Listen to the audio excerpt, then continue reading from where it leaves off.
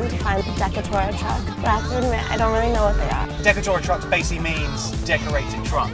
They used to be all over the place, they used to be a big deal, but it's kind of like we're in the process of seeing an endangered species.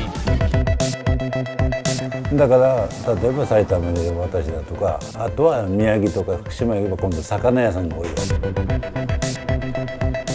次どんどん進化していくので、これで終わりっていうのはないんですよね。